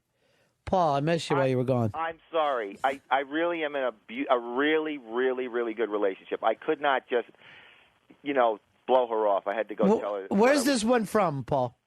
This is brand new. I was dating a few people, and I liked them, but it wasn't happening, and I just dropped them all. Is she a local girl? Yes. She's a Plant City girl. Now, what's her Plant City girl, which would be... All right. Okay, so we've gone the whole show so far, and I have not been muted one time. I'm just saying, it's the first time that's happened. Hell yeah. Having said that, I'm probably going to fuck up now. It is what it is. Thank you. I'm back. Just had to take a quick little break there Happy Friday to everybody. We have Beef in chat. We have Rick in chat. And it'd be nice if we had a couple other people in chat. So come say anything. Come make fun of me. I'm about to drop a link in the Karmix Discord. Another one. I've already put one in there. But yeah, we're still going live. We're still probably going to go for another 45 minutes or so. But I am back now. Let's get back to the clip. We're making pretty good progress on this one. Would be the greatest fucking punk song of all time. Just Plant City Girl. What's her insanity? Why is she a fucking lunatic? Loves me more than anyone has. I mean, she is the most sweet, loving person I have ever even heard of. What'd she look like? Look, I'm keeping her away from the show. There's no question. I get it. I'm just curious what she looks like. She's my age. She's Wow. sort of like, And she's still alive? you know, but we're like having incredible sex. Everything's just great about it. She has this incredible daughter, great family. Everything's so perfect. Now, if I could straighten my motherfucking useless, pathetic life. I'll tell you this, Paul, because she sounds beautiful. She sounds precious, and I believe in this. Honor that, my friend. I will. Every day is precious to me. Here's what you can do. If you find something beautiful in the world, all right, treasure it. Treat it like we would a national park. Don't trample on the grass. Take a stand back. See the beauty that is her. And I'll tell you what. I'm willing to do this, Paul, and I've never said this to you before. What do you say me and you double team her? Just the fucking three of us just banging the shit out. I wouldn't even mind if we do one of those vagina and ass things that we're that close that we have to lean back from each other so our balls don't touch. Listen, there's no question that my personal life has been way too much on the show, and that this woman needs to be protected. I agree. Okay. She wants to get involved in the crazy world, and I said, no. Stay away from it. Stay away from my fucking crazy life. And protect beauty. Now, the whole reason that this unknown woman, this is not Melly, this is not the woman that he went to go cheat on his wife with. Reverend Rage is in chat. He said, "What did I walk into?" Sir, you walked into a... I don't quite know what this show is yet, but we're covering Ron and Fez stuff from the Ron and Fez show for a little while. And then from there, I don't know what we're going to do. We'll talk about old radio, talk about whatever's interesting, whatever the chat wants to talk about. I'm just here for vibes. This show is about vibes at the end of the day. So thank you for popping in. I really appreciate it. It's pretty cool of you. So let's get back to this. So if you're not familiar with Ron and Fez, we're listening to right now. Ron is upset because one of their producers, Fake, got knocked out, and it caused a whole problem. So if you want to stick around for a little while, feel free. Really, really appreciate you. Let's get back to it. Beauty. I feel bad now because she's in love with someone who, and I'm afraid. I'm afraid because I have to change. I can't go on. I have to pull out of this. I got to somehow make this movie a success. And that's not going to happen. None of your dreams are going to come true. Why is that? I think it's because you lack talent and drive. No, Paul. it's not that I lack the drive. And okay, look, the whole thing with Gap, it was supposed to be a small movie. We did it in 3 days, and then got all kinds of drama and crazy things. We got cursed, people were dying, all kinds of things, horrible things happened. But once again, if you're new to this show, the movie that he's referring to is the movie that he spent roughly $10,000 on to go cheat on his wife. It's not a real movie. It's up on YouTube. It's called Gap. You can go watch this movie right now. One day we might even try to get through it. It is an anti-movie, and there's nothing entertaining about it. But that's what he's referring to. So this his new girlfriend must be, like, not Melly whatsoever. He never really brought up her name. Reverend Rage says, right on, I was a Howard Stern fan. It came to Portland in 1994, but I'm interested in Ron and Fez. It's all new to me. Dude, please go back and watch all of my embarrassing early shows from like last week and a week and a half ago. I just started doing this, but we've covered a lot of Ron and Fez stuff so far, and there's a lot more out there. So if you have anything that you've kind of heard about or you want to listen to, please let me know. I fucking love the Ron and Fez show. I really, really like it, and I hope you guys do too. finally it's out, and I want to move on. So I mean, Paul, you know what? Here's the deal, though. You have found something that makes you happy. Yes, but every day. I mean, how much longer is this going to last? And if you haven't subscribed yet, please fucking subscribe. I'm at 48 subscribers. I'm at 48. I need 50 to go live from my goddamn phone. So please, please, please, please, please, I don't care where you share this. I don't care who sees it. I need more eyes on this shit. I want to make a good show that everybody likes, that I like to do. So get the word out there. I would really like to crack 50 subscribers by Sunday. That would be so cool. I'd be so happy. So please, please, please, please get out there. See, Reverend Rage is saying, okay, we'll check out and subscribe. Yeah, dude, please. I'm doing this every day except for Tuesday. So you're not going to miss out on content. We're going to be here. I don't care what else is on. I'm going for it. I'm doing a thing. So thank you for maybe being a fan soon. I appreciate it. Who cares? It's right now, this moment. If a woman can look... And I will just say, beef. I know, but this is like, we're kind of keeping out of the Dabbleverse over here. This is like, all right, you know what this room is?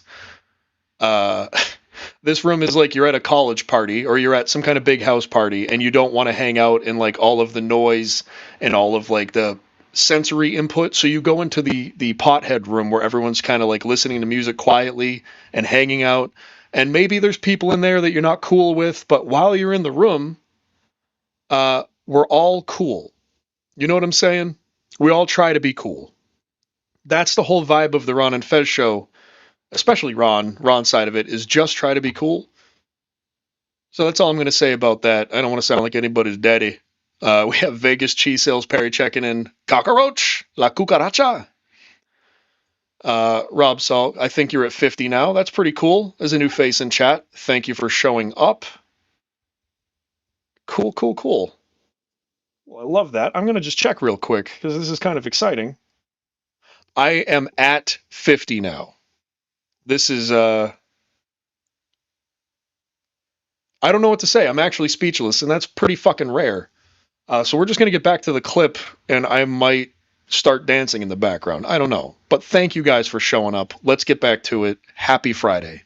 Look at you and take your breath away, even for that moment, then live your life with a little bit of reverence and say, I can't believe in the world that I live in today and all the bad things that there are in the world, that a woman can look at me and just make me melt. Well, you're a winner, my friend. You're a big winner today. I swear to God. But I mean, I know that the fucking world is falling apart. So what? You've got a moment. Cherish that moment. Yeah, well, actually, that would be good if I could just die sometime, maybe just, in the perfect moment. That would be it. Then you go on to the next life, right? Isn't that how it works?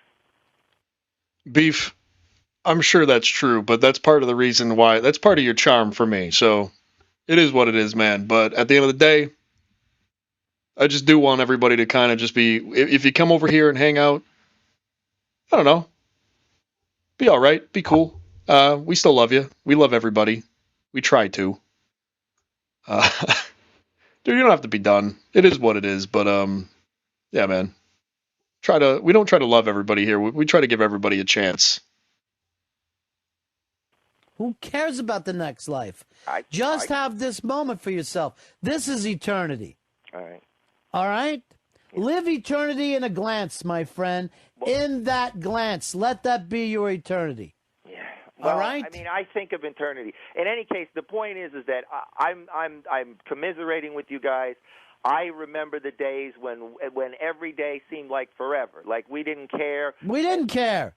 We did every Oh no, dude, I got you. crazy I understand. motherfucking It's all good. And I feel I've been thinking about doing something again because I mean I always let Dave for the last few years enjoy the limelight where he just did all. Yeah, I used to do that bit too, where I'd run around and tell everybody what a fucking mean jerk I am and what an asshole I am. But like, dude, I know you're a sweet guy. I'm a sweet guy. There's a bunch of fucking really nice dudes here, really nice ladies. I think there's a lot of damaged souls here that are like looking for something. That's what I like about this place. So, dude, I'm on board with it. I get it. Make a big deal out of it. Like this fucking guy wouldn't rather. And everybody has worked with this guy before, especially if you ever worked in a factory. There was a guy who would rather spend the day at the emergency ward than he would at work. Now, I'm going to tell you something. The work that we do here is like basically being at an open bar, fucking for a job. It should be a happy, exciting, fun thing. They've turned it into something ugly. Here's Ryan. Ryan, you're on the Ron and Fez show.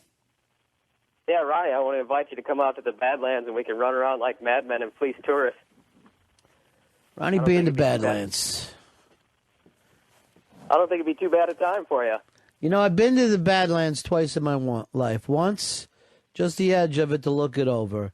And two, during a Springsteen song. That's my only 2 times that I've been there in the Badlands. Now, what do you do for money there in the Badlands? Well, out-of-work carpenter. Because right now, I think if I'm going to live out there, if anything, I just want to hold up covered wagons. I just want to shoot people and cover. There never used to be ads on every video. I apologize for this. I'm going to skip it as soon as I can. Here we go.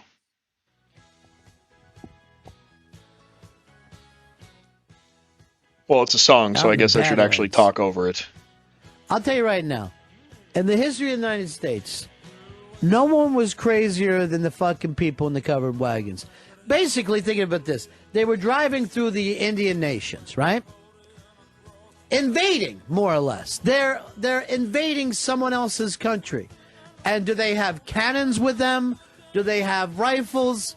No. They have a covered wagon with pots and pans, and you're taking your chick. And then you're fucking surprised. If I could just like autistically info dump for a minute here about this, he's bringing up like a really good point. And like I know it's kind of sounds like 80s stand up, like, what about those guys in the covered wagons? They were crazy, right? I'm kind of like a local history nerd, and I live on the East Coast. Like I live in Massachusetts, so I was like here. I wasn't here, but this region was here at the birth of America. I have like a lot of books on the subject. You guys, they never really made it clear in school to us what it was like for the settlers. It's often just, evil white people come over, evil white people push the natives out type situation. And I'm here to tell you, and I have books on the matter, that a lot of the very early settlers, like that were coming over from England and like really coming into Massachusetts and getting here first, right? Like all of the first families, the Cabots, the Trasks, like all of those original families of Massachusetts, right? They were all kind of pushing out into central Mass. They had no idea that there were people there. These were families, right? These were fucking families moving out there, and they had, some people knew that there were natives there, because the funny thing is that the town that I was kind of grew up in when I was little, a couple natives had sold the land to a couple different white guys, and what they didn't tell them was they didn't own the land. So they took a bunch of money and they fucked off somewhere to like Ohio or something.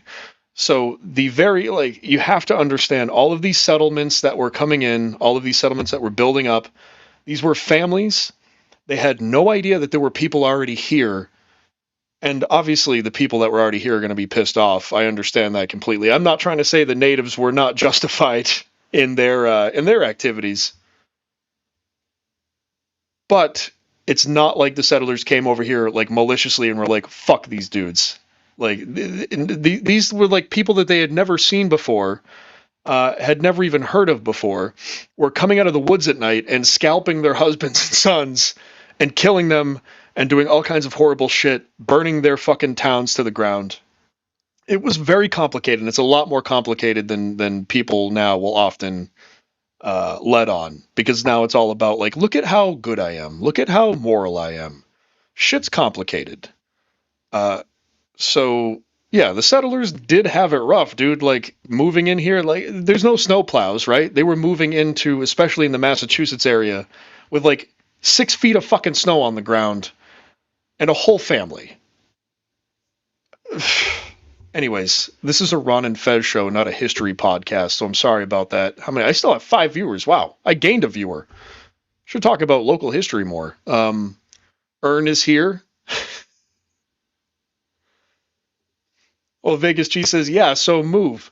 Well, that was the thing, is again, they are trying to move. They're trying to figure shit out, and there's like dirty business dealings happening between the British government and the burgeoning kind of whatever fucking thing was happening over here to try to run everything.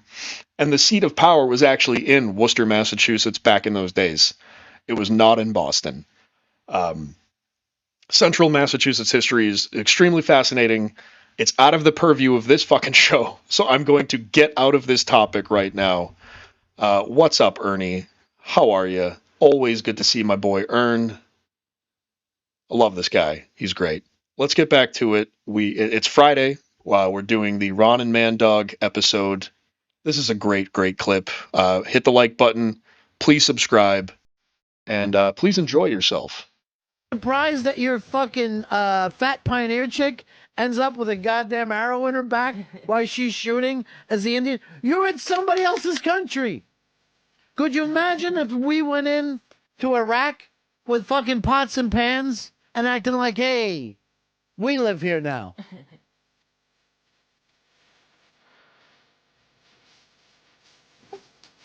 Maybe the Badlands is where I need to live.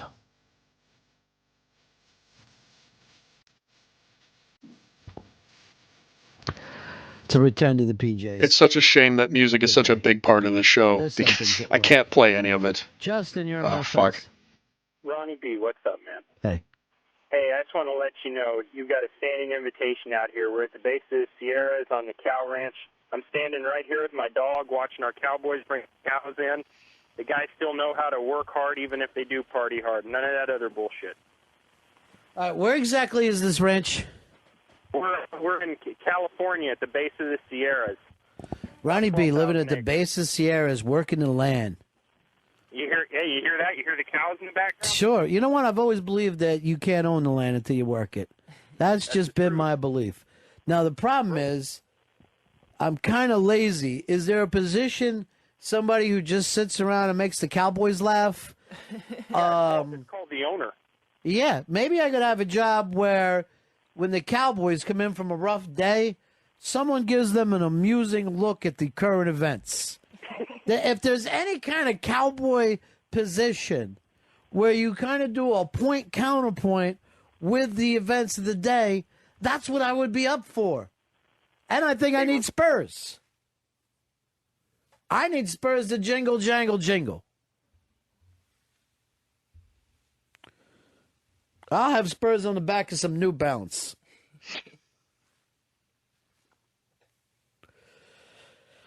I could maybe be Cookie, that fucking guy that just, they call him Cookie. Why? Because he cooks.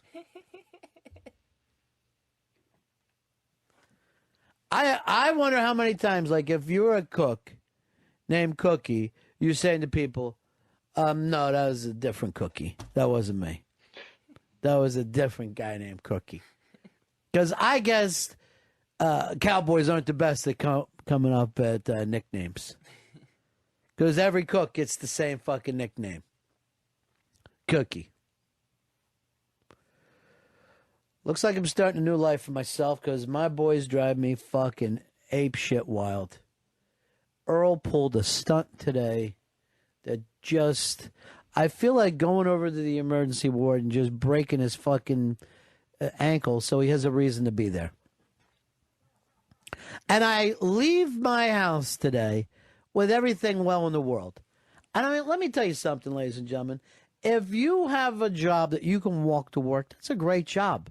I walk through the streets of Manhattan to work. It's fantastic. And I don't take that lightly. I realize that I have a great gig and I have a lot of fun. And I try to tell that to the people that I work with. And they cannot seem to grasp it. They just... Ron brings up a great point here. your experience in commuting to your job is worth like money, in my opinion. It's worth the pay. Like, it factors into that. Because I got to tell you, I went from a job a few years ago where I was commuting 50 minutes in the morning and an hour and a half in the afternoon, and it makes you want to fucking jump off a bridge. It is not fun. We've all been there before. You might be there now. I now have a job that it is 20 minutes door to door. I can't walk there. It's not like that. It's not city life, but it's a 20-minute drive, straight shot on the highway, and it has improved my mental health by a huge factor. So Ron is correct here. Ron, I said this on the last show. Ron's reason for doing radio is because Ron wants an easy, fun life that Ron doesn't have to put a lot of effort into. Because Ron knows what Ron's strengths are. Ron knows what his weaknesses are. And he's a fully realized individual. And unfortunately, he's the only fully realized individual on that entire fucking show. So the man is an island, and we're hearing that right now. Thank you guys again for popping in here. Want to make things worse. And there's no way around this with Earl. Maybe if I get out there on the open range, maybe that's what I need to be. The base of the Sierras. Caught up in some kind of broke-back mountain situation. Just me and some other guy up in the mountains one fucking night. I suck on my fingers and send him up his ass. It's a whole new life. Jesus. I don't know how it works. I'm ready to do something. Ready for a new start. I don't need this. And I swear to God, I honestly, and I've never said this before, I want to apologize to O&A. I literally want to say to O&A, I'm sorry that fucking Earl acted like a nut with you guys today, and everybody's caught up in this. It's ridiculous. Austin, you're on the Ron and Fez show. Yeah, Ron, I'm down here in Mississippi. And you come down here and be a riverboat captain. To go up and down the river, no worries, no problems. Riverboat captain. The only thing I got to worry about is some sand. Sand in places in the river that it isn't supposed to be. We can go between New Orleans and Memphis. Just hang out. Then at nights, I could go out and dress all in white and tell my stories at different places along the Mississippi River. Earl can't swim, so he can't come. Wouldn't mind having a man dog with me. Think about it. Ronnie B., the riverboat captain. I got no problems with a new start. And don't act like I never slept on the floor before. I have. Nothing fucking bothers me. I've been uptown, I've been downtown. I've dined with kings and queens, and I've eaten pork and beans. Soared with the eagles, and I've slithered with the snakes. And it's all the fucking same to Ronnie B. I don't care one way or the other. Okay, so wrestling for this show is kind of like how water will always find its level. Wrestling will always find its way into this show, whether implicitly or explicitly. It becomes about wrestling at some point. You want to do fucking Peruvian Coke, or you want to sit here and huff gasoline out of an old sock? I'll fucking go either way. Well, we're going to be partying. Mark, you're on the Ron and Fez show. How's Paul pulling tail and you got Sheepy over there sitting in a bucket trying to suck his own dick? No, how's that helping? How the hell is that helping? Here's Raven. Raven, you're on the Ron and Fez show. Hey, buddy. Hey, buddy. Hey, Sheepy, what does Fez's cum taste like? Let me tell you something, Raven. You are not so Raven. I'm going to say that to you, and that could be the new TV show. You're not Raven. You are not so Raven. And Sheepy, let me guess. By the way, radio callers never went away. They just turned into YouTube commenters. Tangy? Like hummus? Hummus? cometh. You ought to do a play, Sheepy. The Iceman cometh in my face. That could be like, seriously, we could make a porn for the Broadway fucking crowd because they don't get their own. You know how everybody always tries to turn fucking TV shows into it, but no one ever does that. We could do the fisting of a salesman. It doesn't matter. I rented that movie once. Glenn Cunt is coming soon. Dude. And then people are going to be like this. Again, if you're watching this now or you're watching this in the future, if you've never heard the Ron and Fez show before, like you're in for such a fucking treat when you deep dive on the clips, or if you go back and listen to some of my episodes. But there's so much content out there on the internet that you can just go and freeball listen to on your own. Ron is so genuinely funny. And earlier I kind of wanted to bring this point up, but there you could kind of hear his ability to kind of like do observational comedy bits on the radio, but not make them sound like observational comedy bits is so kind of singularly unique to him. It's really, really hard to do. It's because you can tell it's something that he's thought about before. You can tell it's something about maybe he's even written, right? But it sounds natural. It sounds conversational.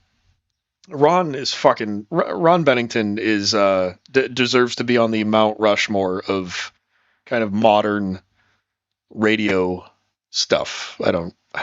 It's been I wake up at 4 every day. The fact that I am still able to talk right now is it's interesting, I guess. Is that the word I'm looking for? I don't know. Vegas Cheese is saying I'm watching from the future. Dude, what is it like? Do they have flying cars yet? Fuck. Yes. It's fantastic. I don't know what it is about a lot of those literary types, but if they have something to say, they have to take their glasses off as if this is way too serious for my glasses. I'm going to tell you something so serious that I have to be blurry when I state it. And I'm not. This is the one thing I don't understand about God. You can't make eyes that last a fucking lifetime. You can't come up with 2 eyes that fucking work from the beginning to the end. How's that help? I wonder what fucking like they used to do, like cavemen. They probably you didn't know that you couldn't see well if you were a caveman. Fair enough, AJ dude. Dynamite has stopped in. Oh, the stars are out. The stars are out. Mongo, you're on the Ron and Fez show. Hey, Ronnie, you need to take the Church of Bennington on the road, and your big finishing act you could heal all the mutes. Hi, Fez. You know, Mongo, let me tell you something. I've been thinking about going out there on the road as a preacher. It's something that would be a lot of fun. I like to see myself doing tent shows. But I am not, and will never be, into organized religion. But I could find myself into some kind of disorganized spirituality. Just really a potpourri of fucking strange things that you could grab onto. But then I would have to finally see if my own flock could be saved. I would like just to see the Church of Coolness. I would like to see my own guys be able to say, here is some philosophy for myself. Here's some spirituality of myself. I've picked up on it. But if I don't even see the fucking people closest to me with any happiness, I see them struggle day after day. I'm ready to say, are you ready for a miracle? Are you ready for a miracle? And I will travel town to town with you. And we will take the money off the believing hayseeds. Jesus loves you, but you got to show him some faith. You got to open that wallet and take the last of your money and hand it over. So he knows you mean it. Here's my good friend Arch. Arch, you're on the Ron and Fez show, buddy. Hi there, my friend. How you feeling? I'm dealing. All right, my friend. I got to tell you, you're forgetting you can fall back on that author career. You got 2 great sold-out books. Well, I don't know of any other author who had 2 books completely sell out first time that they came out. I don't think it's ever happened before. The first edition of Ron Bennington's Line of the Day sold out. Second edition sold out immediately. Yeah. And now there's some talks about a movie.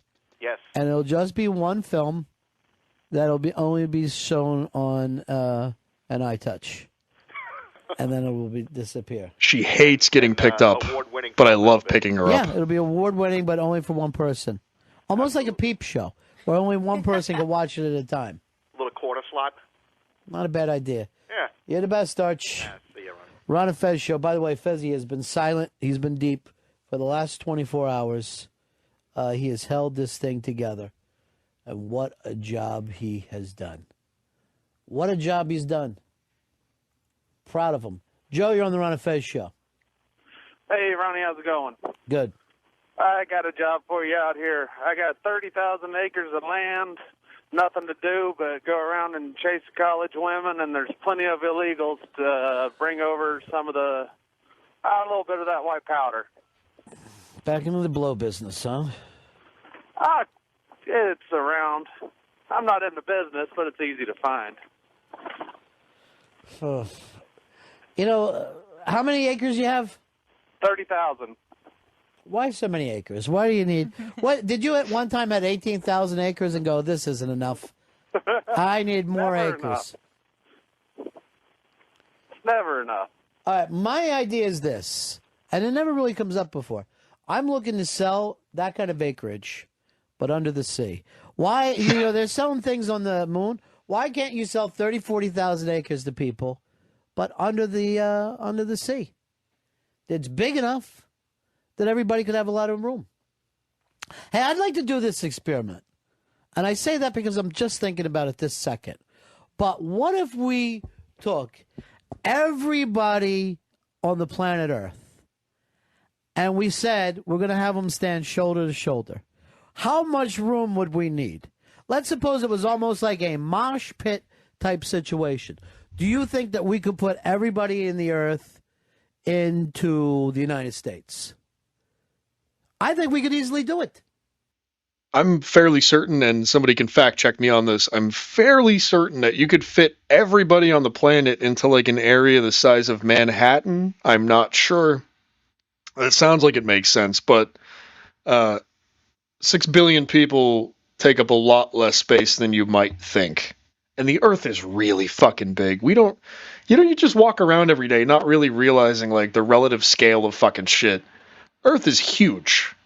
We're like a big thing happening. So yeah, I think that it's not a big area for everybody on the Earth to get into.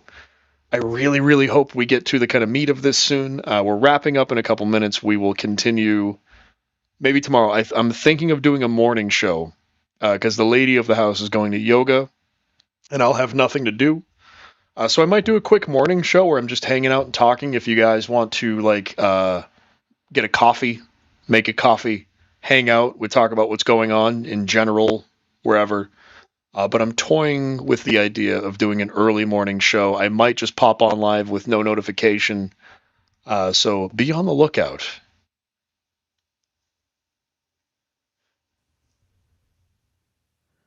I'm going to need a mathematician or mathemagician, as I like to call the smart kids, to make them feel like they're part of something.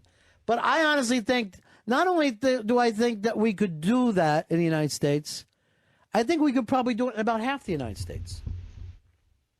If even. Maybe we only need a few states. I'm talking about everybody just standing there, just shoulder to shoulder. First of all, the logistics are going to be amazing of how we're going to get everybody there. And then, of course, if someone has to take a piss and you're really about 4 or 5 states away from a bathroom. How many people are on the fucking planet? How much square footage? And how much square footage are we talking about? Are you talking 2 square feet you think anybody needs? We could even give them 3, but I like 2 because I want you to bump up against other people. So we need this. We need to. There's a math problem there. I love to figure it out. And then I honestly want us to do this once, just so we can make history. This was the civilization who decided to stand together in a big crowd. And I honestly think if I get a fucking crowd that big, I'm fairly sure I can get the Jay Giles band to play it. I can get them to regroup, and they're not going to play the dumb 80s shit. They're going to play that 70s boogie stuff. That's just perfect. Yeah, Ron didn't want to hear Too Hot to Handle, which I understand. It's a bit overplayed back in 1990. And I think we're going to need a couple states best. A couple states. Mike, you're on the Ron and Fez show. Hey, man, how's it going? Good. Hey, I had a jackass friend of mine who's complaining about overpopulating, so I went to an almanac about a year ago, and you take the total number of people on the planet, you can put them 4 to a house. If each house is on a lot no bigger than 4,000 square feet, they can all fit in the state of Texas. Now, you wouldn't have any roads or hospitals or anything, but it just goes to show you they can all fit in the state of Texas. We're not overpopulated at all. Well, all you got to do is get outside of any city, and you see a lot of Rome. Now, the problem is, when you get out there, who the fuck wants to live there? Because I got news for you.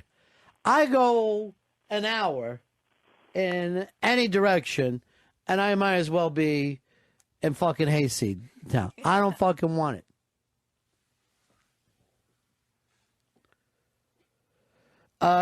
Yeah, people in cities, and this is what drives me crazy about cities in the first place. Like, I grew up in Central Mass when I was like a young kid, so it was a lot of woods. You know, I really like being in nature, really like the woods, and people in cities don't fucking seem to understand that the entire world isn't the fucked up way that they live. Not everybody is living on top of each other. Like, not everybody is sharing walls with strangers. Not everybody is bumping shoulders constantly. Not everybody is bumping genitals on a subway accidentally, or maybe not accidentally. I don't know. Yeah, but okay, so my the lady of the house is a city person, and she just has like a really, really skewed idea of population density. And again, I get it. I get it. If you grow up in an area where there's a lot of people around you, that's your world, right? I grew up in an area where there were a fair amount of people, but we all just decided to just spread out and give each other space. Because space is good. Rick says it's definitely not accidental. Well, I know in your case, yeah, for sure. It's not accidental. I get it. Frottage is a way of life, my friend. But yeah, there is a lot of space in the world, just mostly because, you know, there's a lot of people spread out everywhere. Not everybody has to live like a fucking sardine. All right? Here is Cody. Cody, you're on the Ron and Fez show. Hey, guys. Well, I guess just you. My German teacher had a conversation with us once about overpopulation. That's what he said. And he said that you can put everybody in the state of Indiana that lives in the world, and they'll have 16 square feet to themselves to live comfortably, no overpopulation. Now, that one I'm not believing. German teacher told me. You know why there's no German teacher? I mean, there's no overpopulation? The Germans. This plant would be filled with Jews if they didn't get an idea in their head. He's a good guy. But I guarantee you, we can. All right. So since he brought it up, just because he brought it up, I'll give you a random fact that you might know. So if you already know this, apologies. If you don't know this, when they filmed Willy Wonka and the Chocolate Factory in 1971, I think, or 1972, they filmed it over in Europe, and they obviously needed to cast a bunch of little people for the Oompa Loompas, right? The problem is that they couldn't find any little people over there because they had kind of ended up in this little thing called the Holocaust. And Hitler decided, hey, maybe little people aren't all that cool, so let's get rid of them. So they had to import a bunch of American and like Brazilian and just a bunch of other little people from all around the world to be the Oompa Loompas, because the little people, the midget quotient in Europe at the time was 0, basically. So there you go. Take that home with you. Put everybody together like that. I guarantee you it would not be a problem. Fuck, dude. Now, I don't know what we're going to do when we get all together. That's the problem. Here is Ernest. Ernest, you're on the Run of Fez show. How you doing, buddies? Yeah. I was wondering, how many beach balls do you think we need for this, Ronnie B? We're going to need a lot of beach balls, and I haven't called him yet, but I'm hoping I can get Voss to MC. So if Voss MCs and tells everybody there's going to be a lot of great acts coming out later, we know it's a little uncomfortable. And we're also going to need to spray those people with water like you have to do at Woodstock. But I don't know whether any of you guys have been up to Woodstock, but that area that they had 500,000 people in, it's fucking nothing. It's not a huge thing at all. It's just this little tiny glen. I think you would use the word glen for this. And it's just this little tiny area, and they put 500,000 people in there. And in my situation, we're also going to be using backstage. There will be a backstage area. No, and I'm not wasting any. By the way, we're selling water so expensively. It's going to be like $17 for a water. Here's Tom. Tom, you're on the Ron Fez show. Hey, Ron. Hey, I was watching 2020 special. They're saying that you could take the whole population of the world, stick it in Texas. It'll be less dense than New York City. All right, so here's the beauty of this. What if we do this as a planet? We all get together and we say we're all going to live in Texas. And then we'll have the rest of it for vacation land. I think it would be nice. That's pretty for much everyone. what America is doing right Or now you could anyways. show up to Australia So that's on a funny. vacation and nobody's there. I'm ready. I got to get out of this business. I came in here this morning. I wanted to have a nice day. Fez Hey, refused Jerry, to how's it talk going? to me. Davey Mack, hungover and crazy. Hicks, hungover and crazy. All right. So before we get into where everybody kind of comes in and the real action starts, I'm going to end it here. It's almost 5:30. Let's see here. All the world's population could fit in Delaware. Yeah, it doesn't surprise me. If you put everybody butts to nuts, yeah, why not? But yeah, okay. So end of the show. We're going to stop here.